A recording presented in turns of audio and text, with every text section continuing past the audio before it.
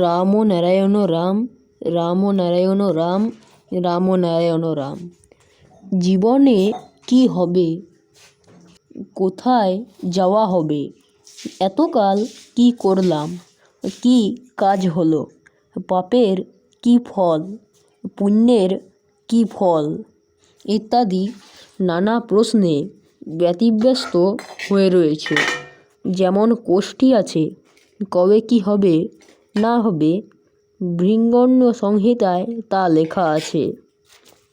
তুমি যে সালে হয়েছ তার কোথাও লেখা আছে। প্রতি সেকেন্ডে 5টা করে জীবন আছে। সে লিখেছে, মনে করো 12 বছর সবটাই অঙ্ক কষে। অঙ্কের ওপর নির্ভর করে ভৃণ্ডমুনি জ্যোতিষশাস্ত্র রচনা করেছেন। সে শাস্ত্র পুড়িয়ে ফেলেছে। থাকলে তোমাদের অনেক উপকার হতো।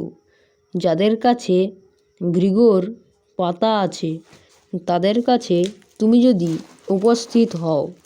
পথে যা যা হয়েছে, রেস্টুরেন্টে খেয়েছ, গঙ্গা স্নান করেছ, হোঁচট খেয়েছ, দেখবে তাও লেখা আছে। ঘটনাটা আজকের, কিন্তু লেখা 5000 বছর আগেকার।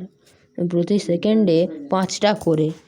তাই যত জীবনই থাক ছকে খুঁজে পাওয়া যায়। এটা বিরাট সাধনা। এটাই যোগ বিয়োগ পূরণ ও ভাগের খেলা। সমস্ত বিশ্বের গ্রহ নক্ষত্র তারকার উপর নির্ভর করে কোন গ্রহের সময় তোমার জন্ম রয়েছে বের করে ফেলছে। পৃথিবীটা তো ঘুরছে, আকাশে অগণিত গ্রহ ঘুরতে ঘুরতে কোনটা সামনে থাকতে তোমার জন্ম হয়েছে, সেই সময় তোমার রক্ত মাংস অস্থি বাতাস কেমন ছিল তার উপর ভিত্তি করে অঙ্ক কষতে আরম্ভ করলো। যেমন পঞ্জিকায় হিসাব দেওয়া থাকে, কখন বান আসবে, কখন গ্রহণ হবে, তেমনি কখন পৃথিবীর কাছে কোন গ্রহ এলো, সেই সময় পৃথিবীর অবস্থা কেমন ছিল, সেগুলোর হিসাব কষে তোমার জীবনের প্রতিদিনের অবস্থা অঙ্ক কষতে কষতে যাচ্ছে। এই গ্রহ যখন অমুক গ্রহের কাছে যাবে তখন তোমার জীবনী শক্তি হ্রাস পাবে।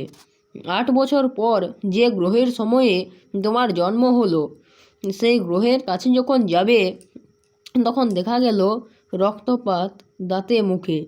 ওই গ্রহের সময় ধরো 5 নম্বর গ্রহ, ওই সময়ে যে জন্মগ্রহণ করলো ওইটাই যখন 8 নম্বর গ্রহের সঙ্গে সম্পর্কে হবে তখন জাতকের রক্তপাত হবে।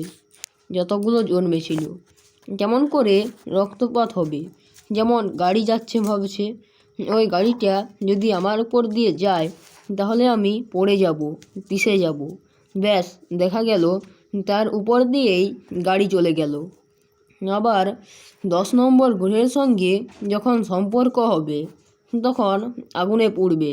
দেখা গেল আগুন দেখে তার মনে হচ্ছে ওই আগুনটা যদি আমার গায়ে লাগে তাহলে কেমন হবে, চামড়াটা চড় চড় করে পুড়বে। ভাবতে ভাবতে আগুনে পুড়ে গেল।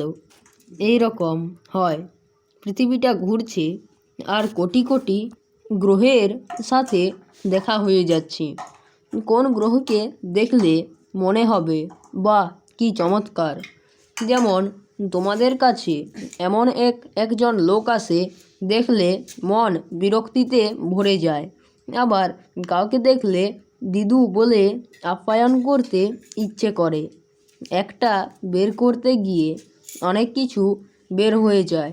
যেমন কয়লা থেকে কত কি বের হলো, পিচ, আলকাতরা, ওষুধ ইত্যাদি।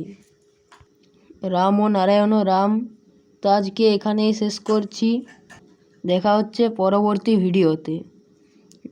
রাম ও নারায়ণ রাম, রাম ও নারায়ণ রাম, রাম ও নারায়ণ রাম। ধন্যবাদ।